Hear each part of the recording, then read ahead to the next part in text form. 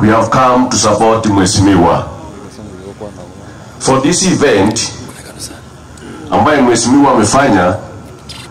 It is a clear indication that he supports education. And Mheshimiwa, in Kisii County, we have 9 constituencies. Nimeona Mheshimiwa amekuja huko, Mheshimiwa Nyakundi. I am requesting the rest of the 8 constituencies to do the same.